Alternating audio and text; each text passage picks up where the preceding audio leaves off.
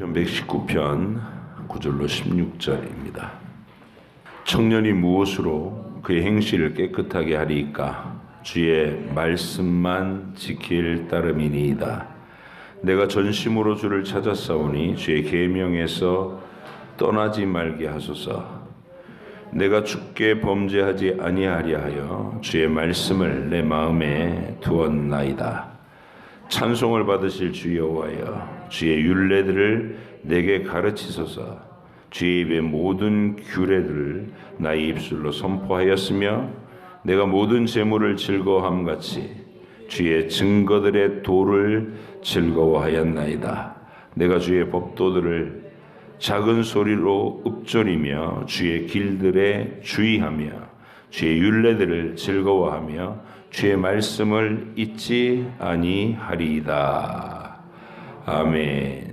할렐루야. 예.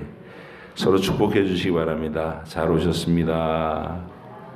함께해서 행복합니다. 예. 그래요.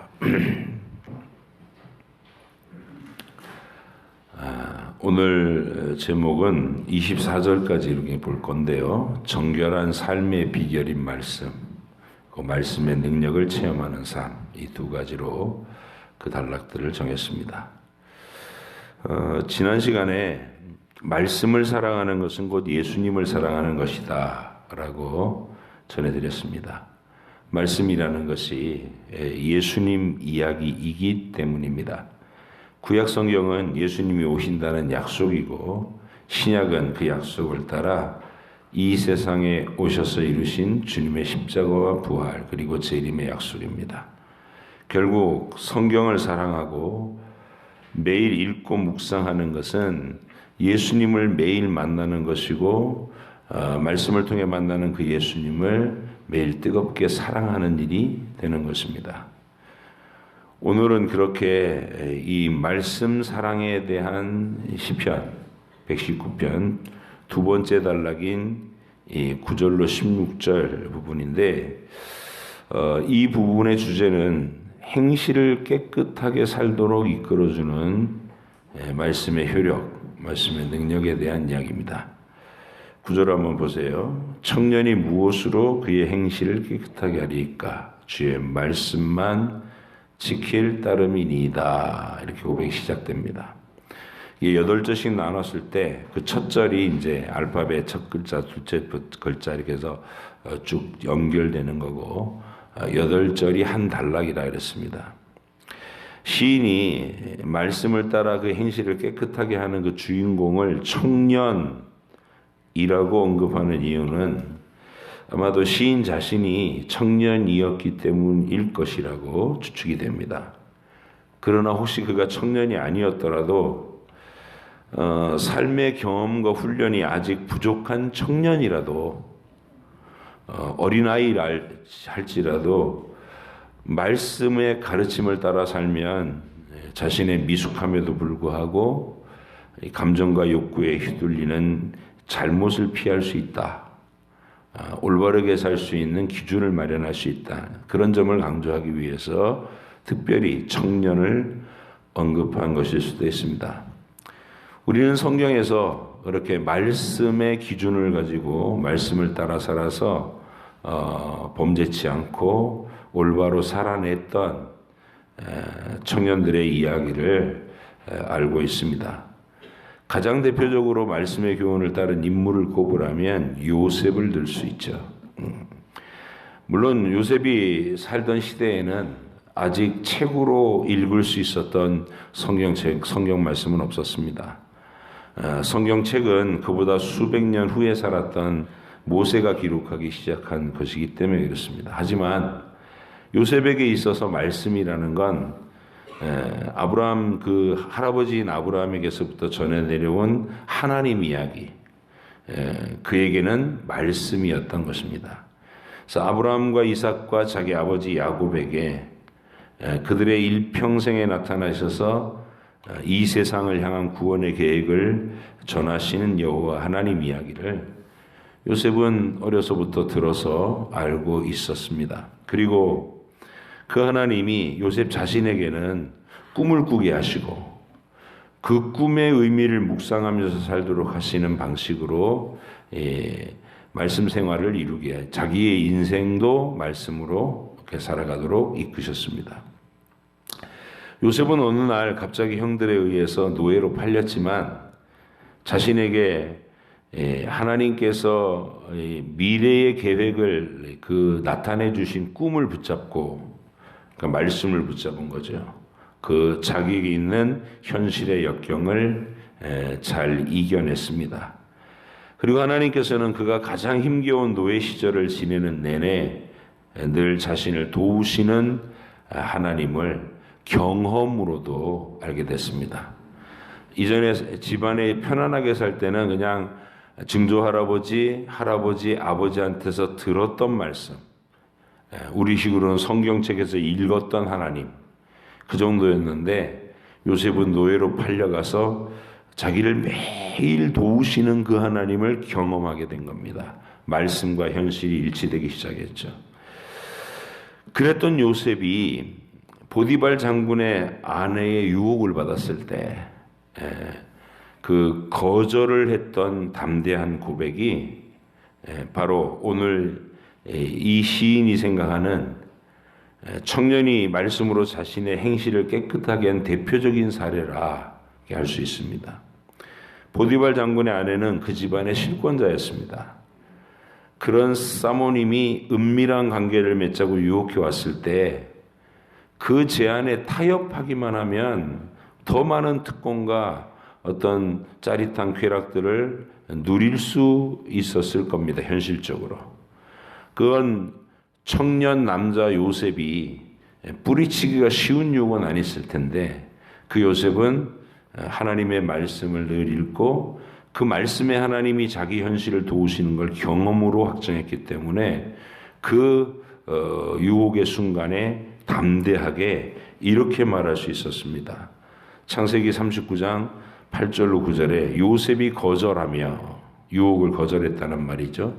자기 주인의 아내에게 이르되 내 주인이 집안의 모든 소유를 간섭하지 아니하고 다 내 손에 위탁하였으니 이 집에는 나보다 큰 이가 없으며 주인이 아무것도 내게 금하지 아니하였어도 금한 것은 당신뿐이니 당신은 그의 아내임이라. 그런즉 내가 어찌 이 큰 악을 행하여 하나님께 죄를 지으리까. 그랬죠. 말씀을 딱 붙잡고 있으니까 유혹에 이렇게 흔들리지 않는 기준이 정해졌다 이 말이에요. 그래서 청년이 무엇으로 자기 행실을 깨끗하게 하리까? 주의 말씀을 주의 법도를 지킬 따름입니다. 이렇게 고백한 시인의 고백과 동일하다는 것이죠. 젊은 청년들이 하나님 말씀으로 자신들의 행실을 깨끗하게 했던 사례 중에 또 다른 이렇게 중요한 장면은 바벨론 왕궁으로 끌려갔던 유대인 소년들 다니엘과 그의 친구들이 있습니다. 그들은 바벨론이 정복한 각 나라에서 귀족들의 자제들 가운데 똑똑한 애들을 이제 환관으로 써먹으려고, 신하로 써먹으려고 이렇게 양육하던 그런 소년들이었습니다. 우리가 부모의 품을 떠나서 나라가 막 전쟁에 사람이 죽고 망하는 과정을 다 겪고 충격을 받은 그 아이들이 공포에 질렸을 거 아니에요. 학살과 죽음을 봤던 애들인데, 그러면 권력자가 자기들을 이렇게 명령하는 것에 막 눈치를 기민하게 보고 그들의 비위를 맞추고 어떻게든 잘 보이기 위해서 노력하고 그러기가 쉽습니다. 그렇죠? 그러니까 어떤 하나님의 말씀에 길잡이가 없었더라면 다니엘과 그의 친구들도 그렇게 됐을 거예요. 날마다 눈치 보면서 누가 더 감독자의 눈에 들 수 있나, 최종적으로 누가 더 느부갓네살 왕의 총애를 얻을 수 있을까, 막 이러면서 경쟁했을 겁니다. 그리고 할 수만 있으면 좋은 옷을 입고 맛있는 것을 많이 먹는 탐욕의 삶을 살기가 쉬웠겠죠. 하지만 다니엘과 그의 친구들은 나라가 망해가는 과정에서 자기들이 어려서부터 읽었던 하나님의 말씀을 떠올렸습니다. 신명기에 그렇게 돼 있거든요. 하나님을 배반하는 그 불순종의 시대가 계속되면 하나님이 너희를 망하게 하고 먼 나라로 포로로 끌려가게 할 것이다. 그게 생각나는 거예요. 어려서 읽었던 말씀이 그래서 우리가 여기 잡혀와 있구나 깨닫게 된 거죠. 그 결과 그들은 다시 마음의 결심을 합니다. 우리는 우리 조상들과 같이 하지 말고 우리 부모 세대와 같이 하지 말고 하나님 말씀을 지키는 삶을 살자. 그렇게 결심하고 그 왕이 제공해 주는 기름진 음식들을 다 거절하고 하나님 말씀의 율법에 맞는 정결한 음식만 먹겠다고. 그 말은 우리로 해석하면 말씀의 원리 안에 믿음을 지키며 살겠다고 결심했다 그 말입니다. 바로 이런 것이 미숙한 청년이라도 나이가 15살 미만 정도의 소년들이었을지라도 하나님의 말씀을 기준으로 삼고 살면 깨끗하고 고귀한 행동을 선택해 나갈 수 있다는 이 시편의 기록과 동일한 겁니다. 말씀은 그런 힘이 있다는 거예요. 여러분이 어른이나 청년이나 우리 청소년들이나 어린아이들도 하나님의 말씀의 원리를 따라 살고자 결심하게 되면 그 삶의 행적이 더럽혀지지 아니하고 올바르고 고귀할 수 있다. 그게 말씀의 약속입니다. 자, 10절과 11절 한번 다시 보시죠. 시작. 내가 전심으로 주를 찾았사오니 주의 계명에서 떠나지 말게 하소서. 내가 주께 범죄하지 아니하려 하여 주의 말씀을 내 마음에 두었나이다. 자, 그런 결심은 저절로 그냥 되는 게 아니죠. 선한 결심을 해서 성경 말씀을 통해서 전심으로 하나님을 만나기를 원했고 그 하나님 앞에서 하나님이 싫어하는 일들을 하지 않으려고 말씀을 늘 마음에 두고 살았다 이렇게 말합니다. 그리고 더 깊은 지식과 믿음을 얻기 위해서 간절히 기도가 이어집니다. 12절은 기도입니다. 시작. 찬송을 받으실 주 여호와여 주의 율례들을 내게 가르치소서. 이렇게 하나님의 율례로 나를 가르쳐달라고 깨닫게 해달라고. 그래서 내가 끝까지 이 말씀을 붙잡고 사는 삶을 살아낼 수 있게 해달라고 간절한 기도를 전심으로 올리는 겁니다. 시는 그런 경건한 삶을 계속해 나가기 위해서 이어지는 4개의 구절에서 4가지의 분명한 경건의 원칙도 세워뒀습니다. 자기가 실천하고 살아가는 4가지의 원칙. 13절부터 16절 다 같이 한 목소리로 읽습니다. 시작. 주의 입의 모든 규례들을 나의 입술로 선포하였으며 내가 모든 재물을 즐거워함 같이 주의 증거들의 도를 즐거워하였나이다. 내가 주의 법도들을 작은 소리로 읊조리며 주의 길들에 주의하며 주의 율례들을 즐거워하며 주의 말씀을 잊지 아니하리다. 4가지 경건의 원칙이 있습니다. 첫째는 하나님의 말씀을 자신의 입술로 선포하며 살았다. 선포했다는 말은 자기가 감동받았고 자기가 깨달았다는 것을 혼자 마음속에만 참 좋다 이러고 끝내지 않고 다른 사람한테 말한다는 겁니다. 믿지 않는 사람들에게는 하나님의 말씀에는 귀한 말씀이 있다 이렇게 선언해 주기도 하고 기회가 있을 때마다 아직 하나님을 모르는 친구한테 이런 얘기를 들려주는 성경 말씀에 이런 말씀이 써있단다 하고 얘기해 줄 수 있는 사람. 그리고 같은 믿는 사람들끼리 만났을 때는 나눔을 하는 겁니다.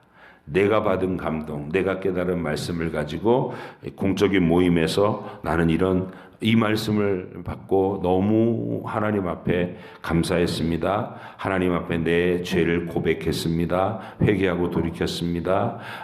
어렵지만 낙심하지 않고 이겨냈습니다. 이렇게 고백하는 거예요. 이게 선포하고 사는 삶입니다. 이게 경건의 아주 중요한 원칙 중에 첫 번째, 선포하고 살자. 두 번째는 모든 재물을 즐거워함 같이 하나님의 말씀에서 깨닫는 진리를 더 즐거워했다. 이렇게 얘기합니다. 우리 청소년들이 이 청년이니까 이 사람이 청년의 입장에서 용돈을 받거나 갖고 싶은 물건을 선물로 받았을 때 기뻐하는 것처럼 짜릿하잖아요. 누군가 나를 생각해서 내가 갖고 싶었던 물건을 선물로 딱 줬다 그러면 그 순간 굉장히 짜릿하고 행복한데, 이 시인은 하나님 말씀을 그것같이 즐거워했다는 거예요. 말씀을 읽고 그 말씀의 뜻을 깨닫는 것을 그렇게 선물을 받은 것처럼 감격스러워했고 좋아했다. 이게 경건의 두 번째 원칙입니다. 선포하자, 그리고 즐거워하자. 하나님의 말씀을 즐거워하자. 세 번째는 주의 법도들을 작은 소리로 읊조리면서 하나님이 가르쳐 주시는 교훈들에 주목했다, 주의를 기울였다, 이렇게 얘기합니다. 이 말은 무슨 말이냐면 매일 그 말씀을 익숙하게 암송하고 깨달으려고 작은 소리로 읊조렸다는 말은 외웠다는 말입니다.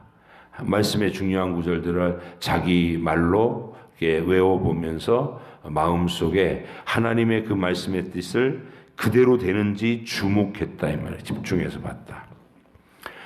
암송하는 말씀, 선포하고 깨닫는 즐거움을 표현하고, 그리고 암송하고.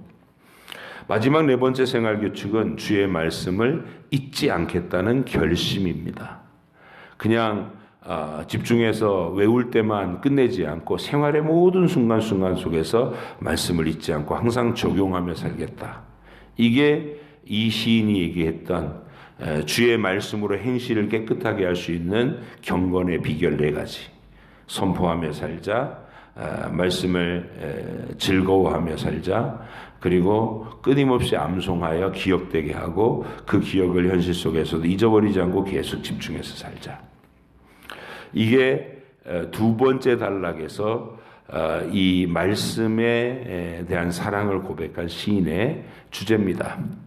여러분과 저도 말씀으로 내 삶을 올바르고 이렇게 빛을 죄악의 삶을 진흙탕에서 철벅철벅거리면서 쓰러지고 온몸이 죄의 오물투성이가 되는 그런 삶을 살지 않도록 하나님 말씀의 기준을 삼고 곧장 자기를 지켜 행실을 깨끗하게 할 수 있는 거룩한 주의 청년들이 되시기를, 주의 백성들이 되시기를 부탁드립니다.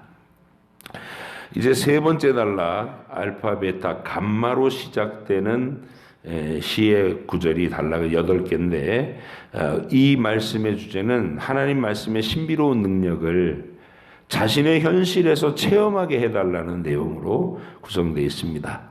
17절부터 20절 같이 읽어보실게요. 시작.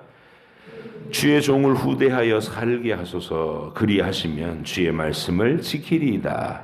내 눈을 열어서 주의 율법에서 놀라운 것을 보게 하소서. 나는 땅에서 나그네가 되었사오니 주의 계명들을 내게 숨기지 마소서. 주의 규례들을 항상 사모함으로 내 마음이 상하나이다. 17절에서 이 시인은 자신을 주의 종이라고 낮추면서 주께서 자신에게 후하게 은총으로 대해서 살려달라고 요청합니다. 살려달라. 뭔가 위급한 상황이라는 거죠.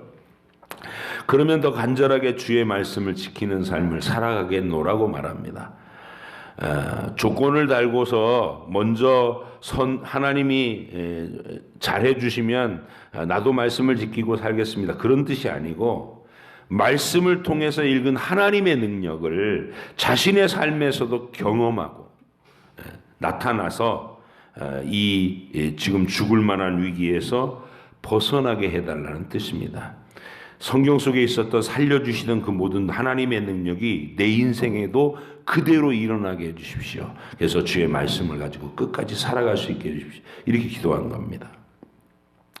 시인은 이어지는 구절에서 더 실제적인 말씀의 신비로운 능력을 알게 해달라고 기도합니다. 유명한 구절 중에 하나예요. 내 눈을 열어서 주의 율법에서 놀라운 것을 보게 하소서.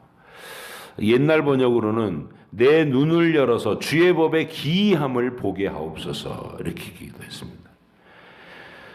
이 말씀에서 더 신비로운 뜻을 알게 해달라는 기도이기도 하고, 앞절하고 연결시켜서 보면 자신의 삶에서 살아서 역사하시는 하나님의 신비로운 능력을 보게 해달라는 뜻이 더 강합니다. 19절에서는 자신의 삶을, 그 삶의 어떤 고단함을 땅에서 내가 나그네가 됐다 이렇게 표현하면서, 그러니 더 큰 깨달음과 확신이 필요하다 이렇게 말씀드리고 있습니다. 그리고 20절에서는 그런 간절함이 얼마나 크고 절실한지를 표현합니다.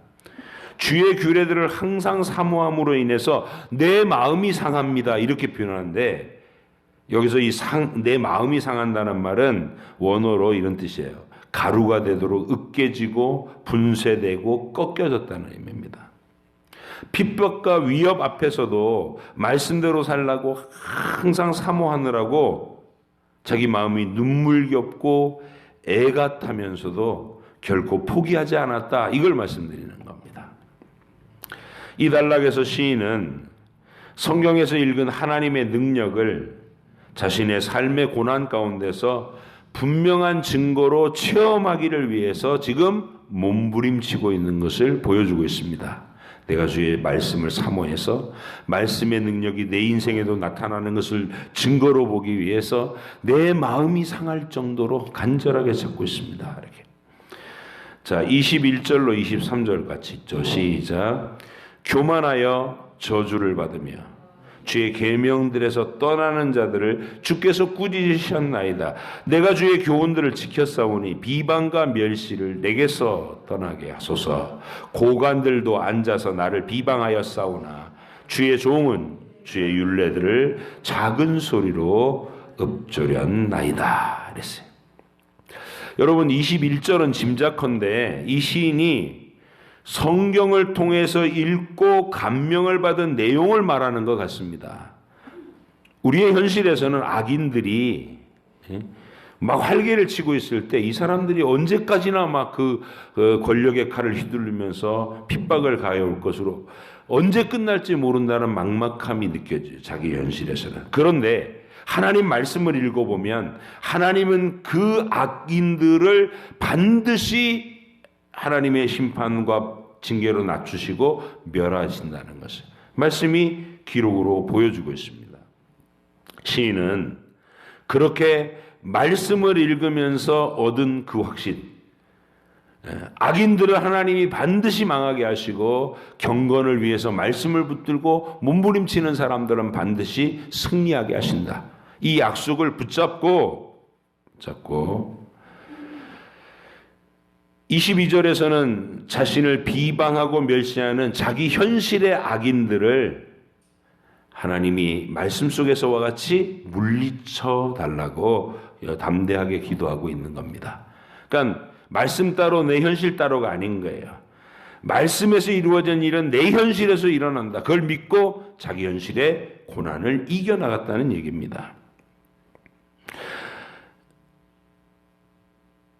그러면서 23절에서는 자신이 비록 권력자들이 교만한 자리에 앉아서 자신을 비방하는 현실을 겪고 있지만, 여러분도 그렇죠? 예수 안 믿는 직장 상사들이 내가 예수 믿는다는 걸 알고 더 집요하게 나를 괴롭힐 수 있죠. 그러니까 그런 거를 겪는 현실이 내게 있단 말이에요.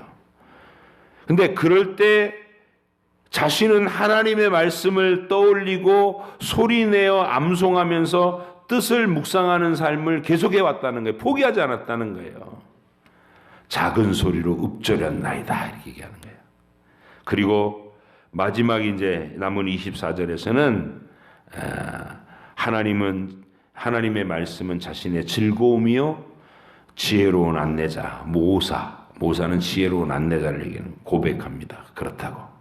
24절을 함께 읽어보시죠. 시작.